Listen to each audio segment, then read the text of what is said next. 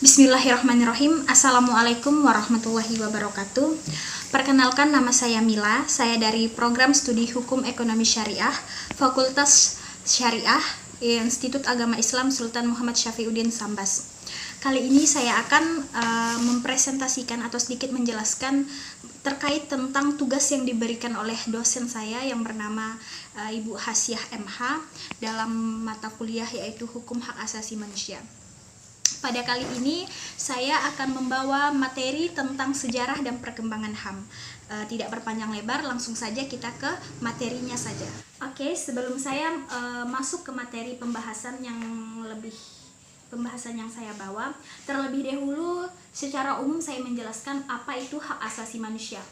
Hak asasi manusia adalah hak-hak dasar yang ada pada diri manusia yang dianugerahkan oleh Tuhan Yang Maha Esa dari sejak lahir. Di sini dijelaskan menurut Undang-Undang 39 tahun 1999 tentang hak asasi manusia, dinyatakan bahwa hak asasi manusia itu adalah seperangkat hak yang melekat pada hakikat dan keberadaan manusia sebagai anugerah Tuhan Yang Maha Esa dan yang wajib dihormati, dijunjung tinggi, dan dilindungi oleh negara, hukum, dan setiap manusia. Oke, sekarang langsung saja kepada materi yang akan saya bahas, yaitu tentang sejarah perkembangan hak asasi manusia itu sendiri. Sedikit kita ulas terlebih dahulu yang pada zaman dahulu. Sejarah hak asasi manusia ini perkembangannya yaitu berasal dari dunia barat ataupun dunia Eropa pada waktu itu, sekitar pada abad 17 di Inggris, yaitu kalau saya tidak salah pada Inggris ada seorang filsuf yang bernama John Locke. Ia merumuskan adanya hak alamiah atau natural right yang melekat pada diri manusia itu sendiri, yaitu hak atas hidup, hak atas kebebasan, hak atas untuk dimiliki, dan pada waktu itu hak masih terbatas pada bidang sipil ataupun bidang pribadi ataupun politik. Jadi semakin berjalannya zaman, hak-hak asasi manusia itu merambat pada bidang budaya, pada bidang ekonomi, dan lain-lain. Di sini saya bahas singkat saja. Sejarah perkembangan hak asasi manusia itu sendiri pada waktu itu ditandai adanya 3 peristiwa penting di dunia Eropa pada waktu itu. Yang pertama adalah Magna Carta, Piagam Magna Carta. Yang kedua adalah Revolusi Amerika, dan yang ketiga adalah Revolusi Perancis. Sedikit saya jelaskan apa sih itu Magna Carta. Magna Carta itu adalah piagam perjanjian antara raja yang tadi saya sebutkan, John dari Inggris, dengan para bangsawan yang disebut Magna Carta. Itu ialah piagamnya. Isinya adalah pemberian jaminan beberapa hak oleh raja-raja kepada bangsawan yang beserta keturunannya, seperti hak untuk tidak dipenjarakan,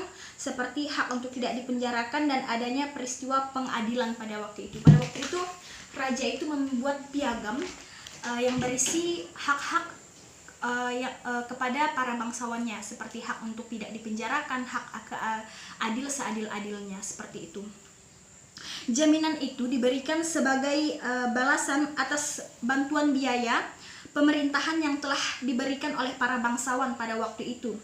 Dan sejak saat itu, jaminan hak tersebut berkembang dan menjadi bagian dari sistem konstitusional di Inggris pada waktu itu. Itu adalah sedikit ringkasan mengenai tentang piagam Magna Carta dari revolusi pada dunia barat atau Eropa pada waktu itu.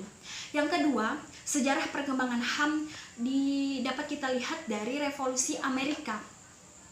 Ya, Revolusi Amerika itu pada tahun 1276 pada waktu itu. Perang kemerdekaan rakyat Amerika Serikat melawan penjajah Inggris atau perang dunia, agak heboh-hebohnya perang dunia pada waktu itu, perang Amerika dengan Inggris, yaitu sehingga terjadinya Revolusi Amerika. Deklarasi kemerdekaan ini dan Amerika Serikat menjadi negara merdeka pada tanggal 14 Juli 1776 pada waktu itu, merupakan hasil dari revolusi ini. Langsung Revolusi Perancis. Kita langsung ke Revolusi Perancis. Revolusi Prancis itu pada tahun 1789. Jadi agak sedikit lebih maju lagi karena masih dihitung itu masih sangat awal.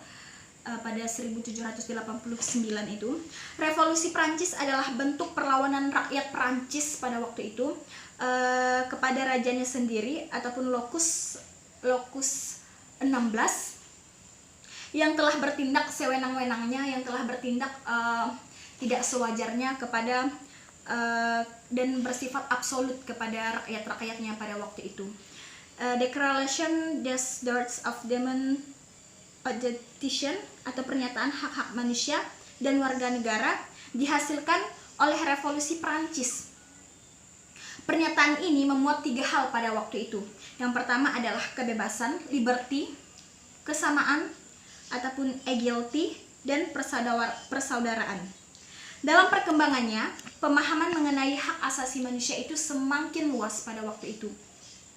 Sejak permulaan abad ke-20, konsep hak asasi manusia berkembang menjadi 4 macam, yaitu yang pertama adalah kebebasan, konsep kebebasan dan kebebasan untuk beragama, kebebasan untuk berbicara, kebebasan untuk kemelaratan, dan kebebasan untuk ketakutan pada waktu itu. Dari Revolusi Prancis ini terbentuklah beberapa hak asasi manusia yang terbagi menjadi 4 pada waktu itu. Oke, sekilas pemaparan saya mengenai tentang sejarah hak asasi manusia yang ada di dunia. Kali ini saya sedikit memaparkan mengenai tentang hak asasi manusia atau sejarah hak asasi manusia yang ada di Indonesia.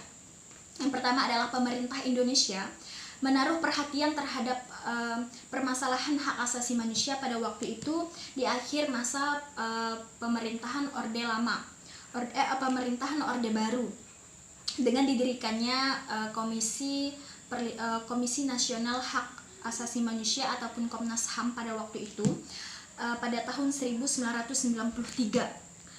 Kemudian pemerintah Orde Baru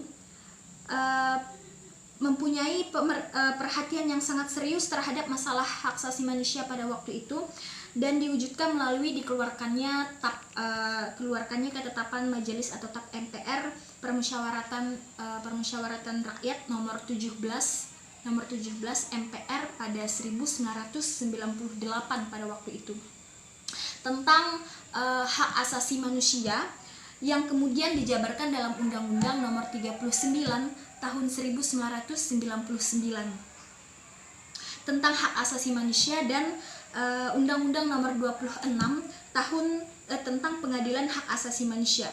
Jadi seperti itu meluasnya jaminan hak-hak asasi manusia melalui pasal undang-undang yang telah dijabarkan tadi, khususnya Undang-Undang 1945, khususnya hasil dari amandemen yang kedua pada waktu itu, yaitu merupakan kemajuan demokrasi dalam membangun fondasi hukum bernegara dan semangat konstitusionalisme bernegara dan konstitusi nasionalisme Indonesia pada waktu itu.